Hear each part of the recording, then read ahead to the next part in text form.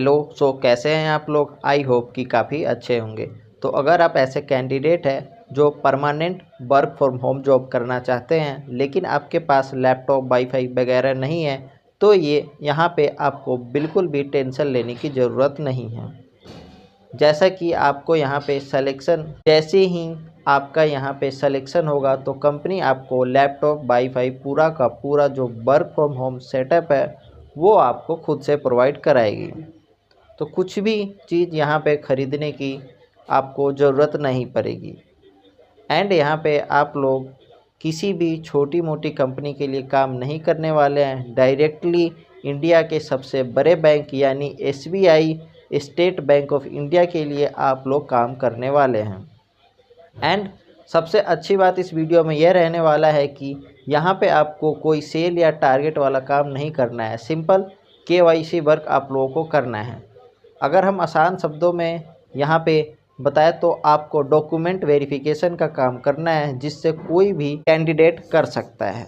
अगर हम यहाँ पे आपके एजुकेशन क्राइटेरिया की बात करें तो 12th पास कैंडिडेट भी यहाँ पे एलिजिबल रहेगा, चाहे आप यहाँ पे फ्रेशर हो, एक्सपीरियंस हो या हाउसवाइफ हो, किसी भी तरीके के कैंडिडेट यहाँ पे अपना काम कर सकते हैं। अब यहाँ पे आपका जो सिलेक्शन प्रोसेस है वो भी बहुत आसान रहेगा। सबसे पहले आप लोग अपनी रजिस्ट्रेशन प्रोसेस को कंप्लीट करेंगे करेंगे जो फ्री ऑफ कॉस्ट है, कहीं पर भी एक पैसे देने की आपको ज़रूरत नहीं है।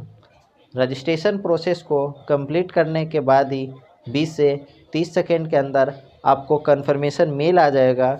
उसके बाद वहाँ पे आपका एक वर्चुअल इंटरव्यू शेड्यूल करके आपको भेज दिया जाएगा, जो कि आपको 2-3 या 4 दिन बाद आपको एक वीडियो कॉल के थ्रू इंटरव्यू देना होगा। जैसे ही आप इंटरव्यू क्रैक कर लेते हैं आपका डायरेक्ट सिलेक्शन हो जाएगा। तो आपकी जो इसमें बेसिक सैलरी रहने वाली है फिक्स 20,000 रुपये मंथ आपकी सैलरी रहने वाली है। बाकी आपके काम के ऊपर डिपेंड करता है, आप जितनी ज़्यादा KYC करेंगे कि पेमेंट उतनी ज़्यादा बनने वाली है। तो यहाँ पे मंथली आप 30,000 रुपये तक अर्न कर सकते हैं। अब यहाँ पे KYC वाला काम क्या है, तो जैसे कि आप लोगों को पता होगा कि जैसे पेटीएम, फ़ोनपे में किसी भी ट्रांजेक्शन को करने के लिए KYC करवाना होता है, जिसका फुल फॉर्म है नो योर कस्टमर, जिसमें हम अपना आधार कार्ड और पैन कार्ड देते हैं। उसी तरीके से आपको यहाँ पे SBI का जो भी कस्टमर है उनका KYC कंप्लीट करना है वीडियो कॉल के थ्रू, और अगर उनके डॉक्यूमेंट लीगल पाए जाते हैं तो आप उनको वेरीफाई कर देंगे ताकि वो अपना ट्रांजैक्शन कर सकें। तो आपका यहाँ पे सिंपल सा पूरा वर्क रहने वाला है।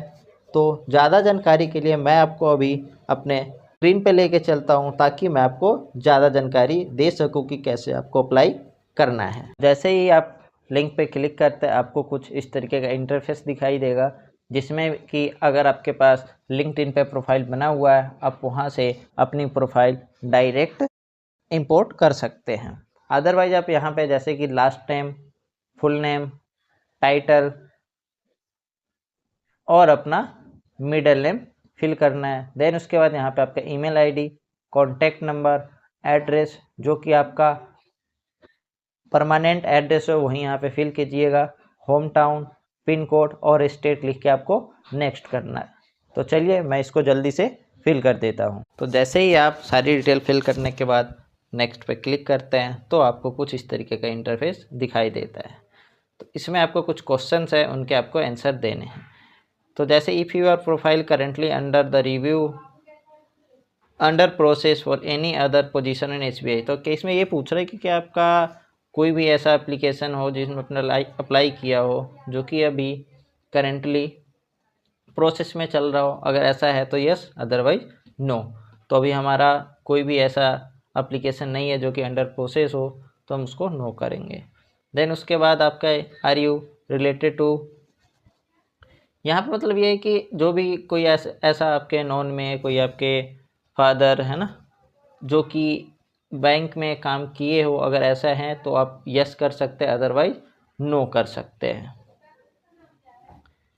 फिर उसके बाद यहाँ पे कभी क्या आपने SBI कार्ड के लिए है ना काम किया हो, अगर किया तो यस, नहीं तो नो। तो यहाँ पे भी हम नो कर देंगे क्योंकि हमने अभी तक कोई भी ऐसा काम नहीं किया है। उसके बाद यहाँ पे पूछ रहा है कि have you ever work in SBI card before, if yes please provide.